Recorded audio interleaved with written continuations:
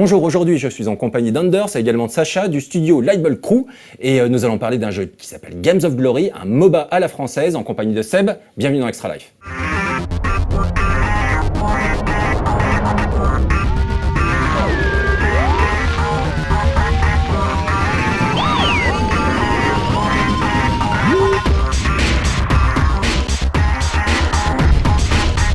Donc on va commencer tout de suite. Donc j'ai présenté Games of Glory comme étant un MOBA, mais ce n'est pas tout à fait le cas. Est-ce que vous pouvez nous expliquer un petit peu quel est le genre précis de Games of Glory? Vos intentions, puisqu'il est en cours de développement.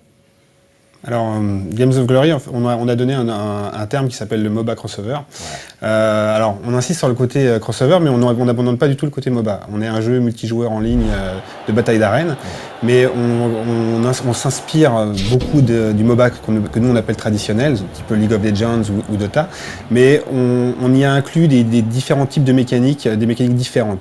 Par exemple, des mécaniques de type hack and slash pour les contrôles avec des visées libres, et on développe tout un aspect communautaire avec des clubs qui sont une métaphore des clans des MMO et un univers persistant aussi inspiré des MMO qui fait, à travers des batailles d'arène, on fait évoluer un univers. Juste avant de vous présenter, est-ce que vous pouvez nous dire à peu près où vous en êtes au niveau du développement? Donc c'est un projet qui est en développement depuis combien de temps et quelle est la date de sortie visée idéale pour vous? Donc Sacha et moi, on a commencé à peu près il y a 1 an et demi. Ouais. Maintenant, on est en pré-alpha, très proche d'une version alpha qu'on souhaite livrer à un public restreint sous quelques semaines. Okay. Et après, donc, une closed beta vers la fin d'été. D'accord, très bien. Donc là, le projet est bien en cours. Et vous avez une date de sortie, ce serait plus de cette année ou l'année prochaine pour la version finale? Vous avez une idée ou pour l'instant, sortie dans ce type de jeu, c'est très fluide aussi. C'est vrai. Donc, disons, nous, on pense plutôt quand on peut sortir des closed beta, d'aller vers une open beta. Ouais. Et ça, c'est plus vers la fin d'année. Et après, la décision exacte, c'est quand nous et notre communauté disent « Ah, ok, on est assez bon pour être en open ». Très bien. Est-ce que vous pouvez très brièvement vous présenter, nous parler un petit peu de votre parcours? Oui. Ok, moi je suis Anders Larsson, né en Suède et je suis plutôt entrepreneur, mais aussi j'aime les jeux vidéo depuis que j'étais tout petit. Donc le Lightbulb Crew, c'est mon 3e entreprise que j'ai créée. La première, c'était quand j'avais 26 ans. Ça marche super bien en Suède. Mais maintenant, c'est Lightbulb Crew et c'est le jeu et je dois travailler dans ce domaine. Est-ce que du coup, sur ces 3 entreprises, Lightbulb Crew, c'est ton premier studio de développement ou tu en avais fait d'autres avant? C'est ton premier. Ouais. Et pourquoi avoir décidé de le créer en France? Moi, après, j'ai quitté mon dernière entreprise que j'ai créée, c'était en fait à Paris. Moi, je me trouvais à Paris. Et finalement, ici, il y a plein de bons talents, toute une infrastructure autour. Finalement, il y a aussi des soutiens de l'État et tout. Donc vraiment, c'est vraiment pas mal en France. Okay. Sacha, tu peux te présenter? Bonjour, je m'appelle Sacha Duc, donc je suis game designer et cofondateur de Lightbulb Crew. J'ai à peu près 15 ans d'expérience dans le milieu du divertissement numérique, c'est-à-dire du web. Je travaille avec des web agencies, je travaille avec des studios de jeux vidéo, sur des jeux d'aventure.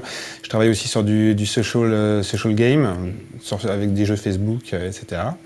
Et donc on s'est rencontré avec Anders l'année dernière, enfin un petit peu avant.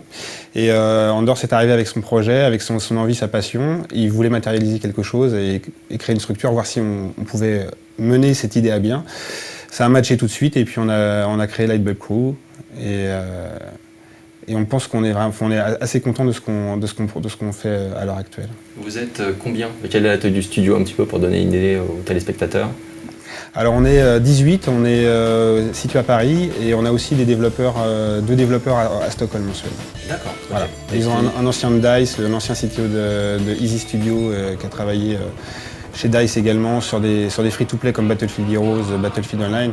Ils nous apportent une vraie expertise dans tout ce domaine du free-to-play, des infrastructures que ça nécessite, etc.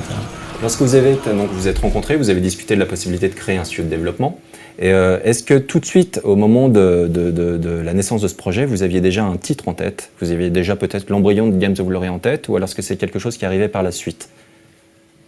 Parce qu'il y a deux solutions. Soit le studio se crée autour d'un projet, soit le studio se crée tout seul et ensuite le projet arrive derrière. C'est l'un ou l'autre. On avait la vision, en fait. Ce qu'on voudrait faire. On voudrait travailler sur des jeux avec des jeux d'arène, mais vraiment faire une innovation, innover le gameplay, quelque chose qu'on ne voudrait pas faire, un Dota 15, par exemple. Deuxièmement, on veut toujours démocratiser l'e-sport et de faire quelque chose qui est vraiment disponible pour tout le monde. Troisième truc, on voudrait créer cet aspect d'un monde persistant, quelque chose qui évolue, où il y a en fait une place pour de raconter des histoires. Dans d'autres jeux comme League of Legends, Dota, tout ce que vous voulez, en fait, il y a toujours vraiment pas mal d'histoires derrière, de background, etc. Mais finalement, dans le jeu, on ne le voit pas. Donc nous, on voudrait faire quelque chose où ça prend une vraie place. Ça a une valeur pour le joueur. Donc ça, c'est autour de cette vision, en fait, qu'on s'est rencontrés. Ouais. Et on a travaillé, et justement, la décision de nom, c'est super difficile, finalement. C'est le nom du jeu.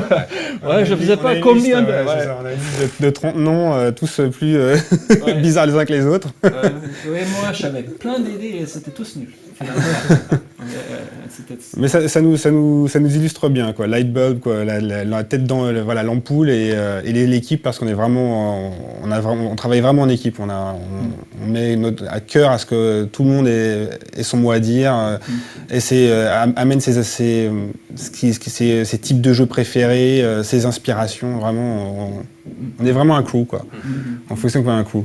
Oui, vous parliez tout à l'heure, on avait discuté un petit peu de porosité au niveau des idées, c'est-à-dire que tout ne soit pas bloqué sur une personne, mais que vraiment tout le monde puisse influencer et donner des inputs qui pourront ensuite être intégrés au jeu. Donc tout le monde a son mot à dire, ça c'est une bonne chose. Il y a une collégialité et vraiment, justement, on pousse justement à ce que chacun puisse donner ses feedbacks, quel que soit. Enfin, on n'essaie pas d'avoir des querelles de chapelle sur des domaines, les graphes, les game design. Tout le monde peut amener n'importe quelle idée. Ah ouais, ça serait peut-être bien en bleu, ou alors pourquoi on mettrait pas un laser ou une arme qui lance des aliens. On note, on le stocke et après on traite. Est-ce que vous pouvez nous présenter Moi, j'ai une petite question. En fait, tout à l'heure, donc vous nous dites, ok, c'est un MOBA avec des éléments hack and slash. J'aimerais bien qu'on soit sûr exactement de quels éléments, parce que c'est pas encore très clair pour moi. Je connais bien les MOBA, et à côté de ça aussi les hack and slash. Est-ce que ça veut dire qu'il va y avoir par exemple des monstres neutres qui se baladent, sur lesquels vous pouvez aller chercher des objets ou de l'équipement, de l'expérience, du gold, je sais pas, entre des combats, ou est-ce que y a peut-être plus de monstres neutres que dans un MOBA classique ? Alors, les inspirations hack and slash, déjà, c'est au niveau de nos contrôles. On n'est pas, dans Games of Glory, il n'y a pas d'auto-attaque. On est vraiment sur une visée libre. Et en plus de ça, on a un système d'arsenal libre aussi que le joueur peut tout au long d'une partie, acquérir. Il va dans son shop, il achète un lance-roquette ou un fusil de sniper, ou alors des griffes ou une épée à deux mains. Il a le libre choix de créer son propre build et d'amener le gameplay qu'il veut à son personnage. Quand on dit hack and slash, effectivement, c'est je clique, je tape. Ensuite, on a ce rythme de jeu. On est 3 ou 4 fois plus rapide qu'un League of Legends en termes de déplacement, donc on a vraiment une mobilité dans la carte qui est complète. C'est-à-dire on développe pas non plus ce côté 3 lanes avec des tours. On est dans un rythme, dans une circulation qui va dans tous les sens et libre au joueur effectivement d'aller soloter dans un coin ou de se paquer et d'aller combattre les autres adversaires. Au niveau du MOBA, on a aussi beaucoup d'inspiration au niveau de la stratégie. C'est-à-dire que ce qui nous plaît le plus, alors évidemment il y a des canons avec des champions, des caractéristiques, des skills, etc., des super pouvoirs. Ça c'est le côté un peu MOBA, mais c'est un côté MOBA mais qui s'alimente dans le hack and slash. Par contre, au niveau des objectifs, on essaie d'avoir cet objectif stratégique du MOBA qui est un fil rouge de je dois faire ça, mais on me donne X moyens d'y arriver. Dans le MOBA, je dois détruire le Nexus, c'est ma mission, mais alors je vais passer par la droite, par la gauche, je vais détruire tel tour, je vais prendre des choix stratégiques à différents moments, je vais tuer des minions, etc. Nous, c'est ça qui nous plaît, mais on l'adapte à notre sauce pour que ce soit beaucoup plus action. En fait, on est un action MOBA, si on devait résumer. D'accord. Est-ce que du coup, vous pouvez maintenant nous présenter un petit peu l'univers du jeu, et ensuite on abordera justement le côté persistant et les clubs. Et donc, alors on joue qui exactement? Ça se situe où? Dans le passé, dans le futur? C'est fantasy? Oui, en fait, donc, c'est un univers science fiction. C'est un univers avec un gros empire intergalactique nommé la Synarchie, géré par le Synarque, qui est un régent ou empereur, etc. Et donc, les Games of Glory, c'est l'aspect Gladiator Games dans cet univers. Et justement, et ça sert pour l'empereur ou pour la Synarque comme une arène où en fait, où en fait les différentes factions se battent pour gagner le soutien du peuple. On peut s'inspirer un peu de Rome et Constantinople dans l'histoire. Et donc, comme ça, en tant que joueur, vous jouez un de ces, vous êtes un contrôleur de clones, vous contrôlez des clones dans l'arène, et en tant que joueur, vous pouvez soutenir, par exemple, une faction, etc. D'accord. Et donc, du coup, à quel niveau se joue la persistance et quelle est l'influence du soutien du peuple sur le déroulement du jeu lui-même? Oui, en tant que joueur, vous avez une stat, comme c'est votre influence en fait. Ouais. Ça dépend, c'est pas une métrique basée seulement sur votre compétence en tant que joueur, mais c'est basé sur beaucoup de différentes choses. Par exemple, une vraie influence de gens qui vous suivent, etc. etc. Et plus que vous avez influence, si vous avez décidé de soutenir, par exemple, le Synarque dans une des histoires, si vous êtes très influente, tous vos kills, tous vos gains, etc., vont augmenter l'influence du Synarque. Ouais. Et finalement, à la fin d'une histoire, le monde change parce que c'est le Synarque qui a gagné, par exemple. Et donc, comme ça, on intègre une nouvelle planète, par exemple, dans l'Empire, ça débloque un nouvel champion, ça change la technologie, ça diminue, augmente les différents damage, par exemple, par la défense armes, etc., etc., etc. Donc, vous, en tant que joueur, vous avez une vraie influence directe sur le tweaking du jeu, si vous voulez. Okay. Et donc du coup, comment vous fonctionnez? Est-ce que vous avez déjà une visibilité sur le fonctionnement des clubs, donc l'équivalent des clans? Alors les clubs, en fait, vraiment, on est vraiment dans la métaphore du clan. Ouais. Ce qu'on veut, et c'est aussi dans cette métaphore de démocratiser l'e-sport. Ouais. Le club, c'est l'endroit où les amis, où les grands joueurs ou les futurs grands joueurs de notre jeu vont se réunir et combattre chacun, les uns contre les autres. Ce qu'on veut, c'est que les clubs soient l'opportunité pour chacun de briller. À l'heure actuelle, l'e-sport, c'est une élite. On est d'accord, c'est agréable. Il y a 100, 150 joueurs qui ont des millions d'autres joueurs qui regardent. Tout ce qu'on veut, c'est qu'on garde cette mécanique-là. Parce que ça crée de l'aspiration, ça crée vraiment de l'envie. Mais en même temps, avec les clubs, on autorise des joueurs locaux, régionaux, à s'affronter entre eux. C'est-à-dire, je pourrais être, par exemple, le meilleur du 19e arrondissement avec mon club. Je crée un club, je le localise et je vais combattre des gens qui sont dans ma ville ou dans mon arrondissement. Et avec toute la maîtrise de créer des tournois, créer du cash prize, peut-être pas pour l'instant, mais en tout cas avec de la monnaie virtuelle, et créer de l'intérêt. Et donc, dynamiser, donner toutes ces composantes e-sport à tout le monde, au lambda. Est-ce que tu as des questions là-dessus? Parce que bon, Seb, elle est spécialiste e-sports de No Life, donc réalisateur de l'émission Skill, qui connaît bien ce milieu.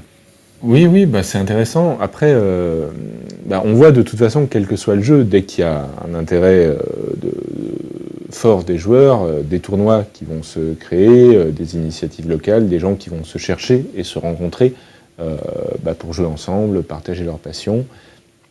Que ce soit de manière online depuis les quatre coins du pays, ou alors dans des LAN, ou des salles plutôt dédiées et connectées aujourd'hui. Le fait de géolocaliser, je suis désolé, j'ai un petit passif là avec les MOBA et les jeux en ligne, du coup je pense tout de suite aux joueurs qui sont désagréables. Les joueurs qu'on appelle dits toxiques aujourd'hui, tellement ils sont toxiques pour la communauté. Je me dis, oh là là, faut surtout pas avoir des adresses publiques. J'ai bien conscience, c'est pas du tout ce que vous avez dit, j'en ai bien conscience. Mais je vois effectivement des applications potentielles, peut-être pas à un quartier de Paris, mais en tout cas à des communautés comme des écoles, des lycées, des regroupements, des universités. Ça doit pouvoir être assez intéressant. Ouais. Finalement, en fait, pour nous, si on va laisser ça libre aux joueurs, on va leur donner les outils pour qu'ils puissent organiser des tournois, pour créer des clubs, etc. Et ça va aussi avec tous les gens. Nous, juste, on regarde le sport normal et on fait copier-coller. Bon, parce que pour moi, je suis pourri. Moi, je joue beaucoup à MOBA X-Piston. Je ne suis pas très fort.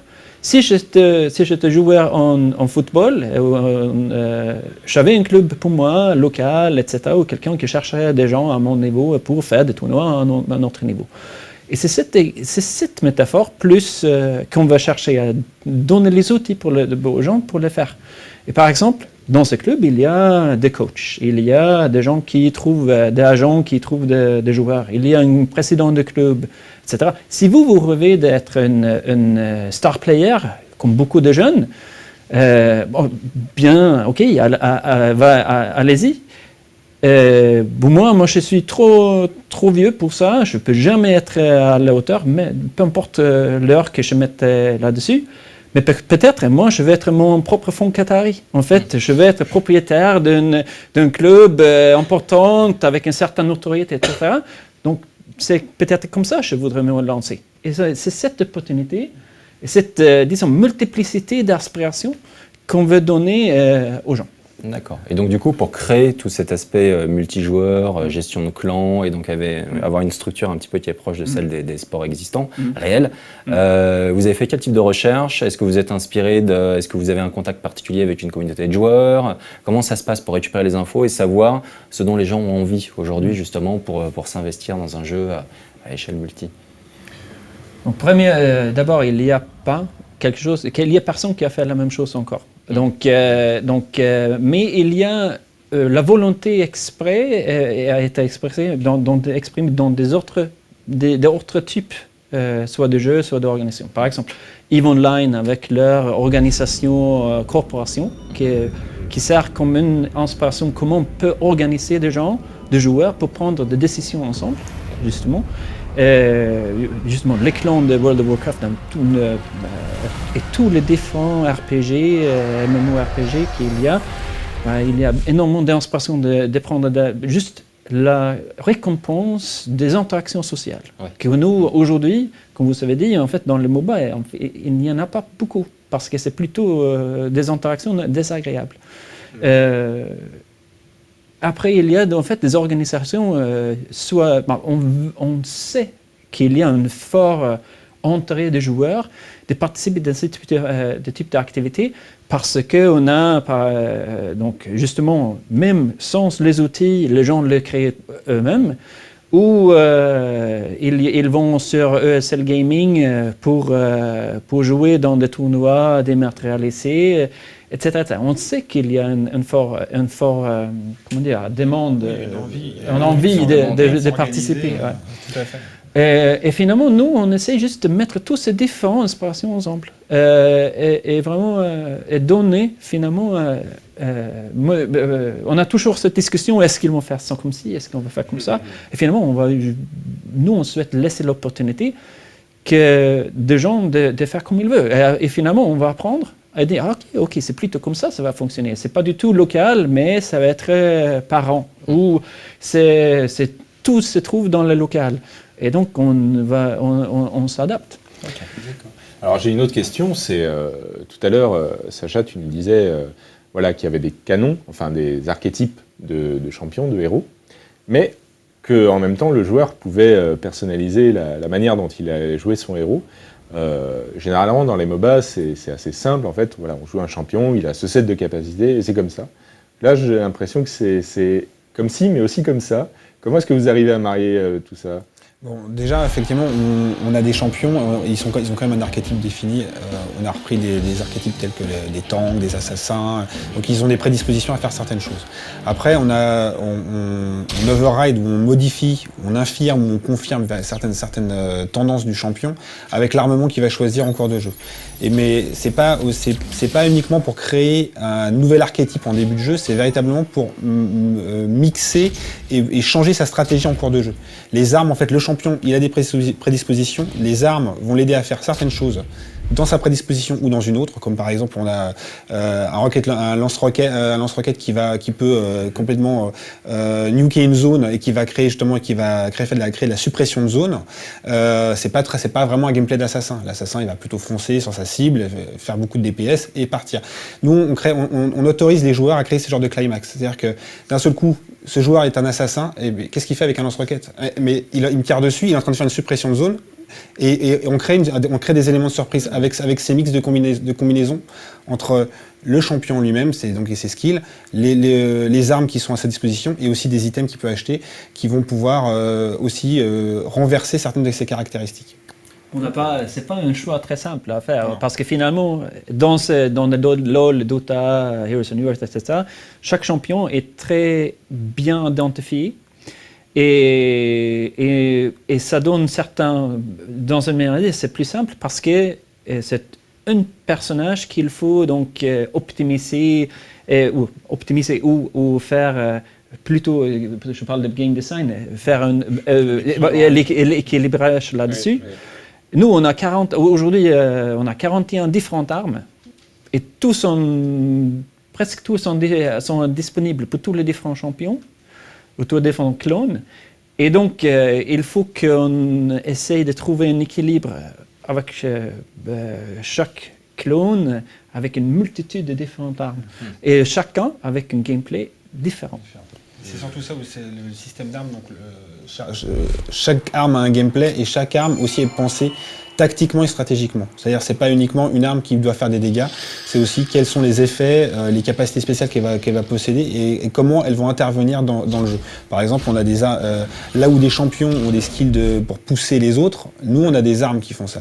Donc un champion qui n'a pas cette capacité-là peut aussi acheter une arme et par exemple sauver certains de ses équipiers en poussant les autres ou les pousser. Alors aussi on essaie de travailler sur un level design dynamique et un peu hostile aussi. C'est-à-dire que la carte, le mode est pas forcément sympa pour tout le monde. Il réagit, il y a des pièges qui se déclenchent, etc. Et l'opportunité par exemple de pousser un adversaire dans un piège, c'est ce type d'opportunité-là qu'on amène avec différents types d'armes. Oui, j'ai une question un petit peu plus précise. Comment ça se passe dans votre gameplay à vous? La phase classique, c'est-à-dire où on va chercher à gagner de l'argent en tuant des monstres neutres, des sbires, des minions.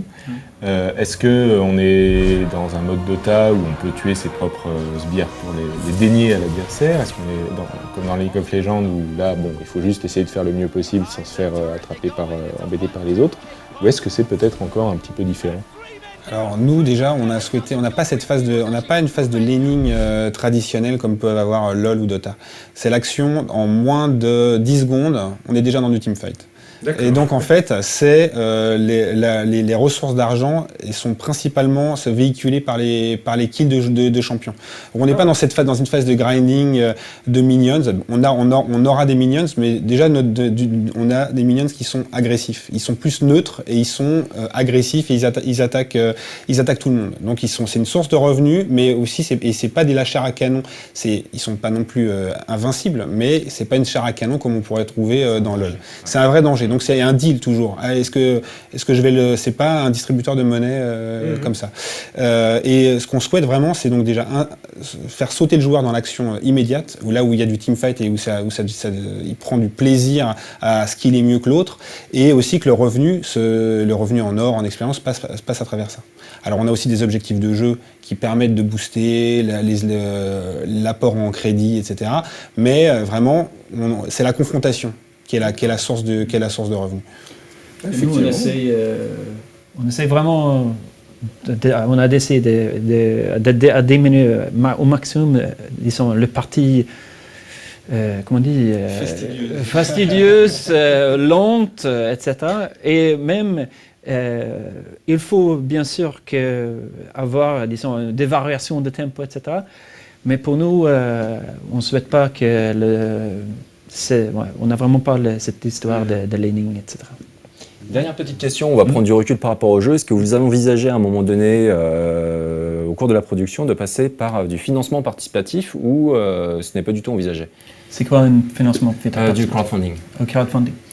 Et nous, je pense que tous les indés aujourd'hui réfléchissent là-dessus, nous aussi. Donc, ce qu'elle pourrait apporter, ça apporte de l'argent, certainement. Ça peut aussi apporter plus de communauté autour.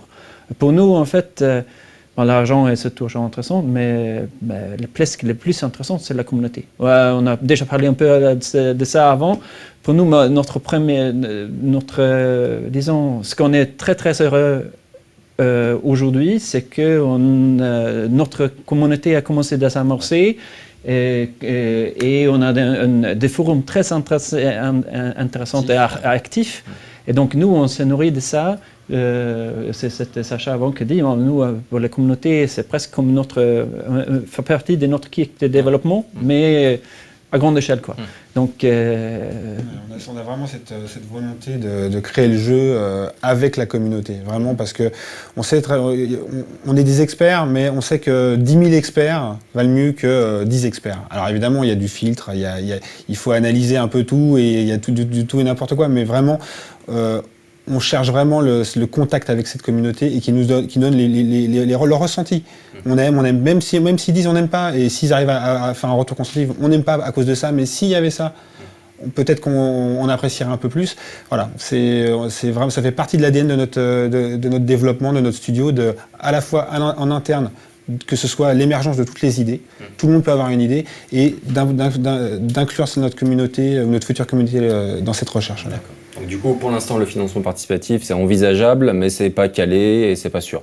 Mais c'est un truc qui potentiellement pourrait arriver en fonction du développement de votre communauté. En fait, faut savoir, c'est vrai que le crowdfunding, il y a effectivement, comme l'a dit Anders, il y a l'argent, c'est important. Évidemment, il faut de l'argent pour développer un jeu, et voilà, malheureusement. Mais tout l'engouement que peuvent avoir justement les backers sur un projet, ça, c'est vraiment c'est magique. Ouais. Parce que c'est l'occasion, encore une fois, de créer un contact avec eux et pas uniquement leur dire ouais, vous nous avez donné de l'argent, merci. Ok, vous nous avez donné de l'argent. Mais ok, voilà, et des idées, qu'est-ce que vous souhaiteriez? Si on devait faire un Kickstarter ou un crowdfund, un finance participatif, c'est plutôt dans cet axe-là qu'on le ferait. Très bien. Eh ben, merci beaucoup d'avoir accepté de participer à cette émission. Donc on espère avoir très vite des informations sur Games of Glory. Donc du coup, a priori, une première bêta fermée dans quelques semaines, c'est ça? Je dis pas de bêtises. Une première alpha très fermée. Très fermée. Une close bêta un peu moins fermée vers la fin de l'été. D'accord, ok. Donc on aura l'occasion de reparler du jeu en septembre. Merci une nouvelle fois d'avoir participé à cette émission. Merci Seb. Et on se retrouve très bientôt pour un prochain Extra Life.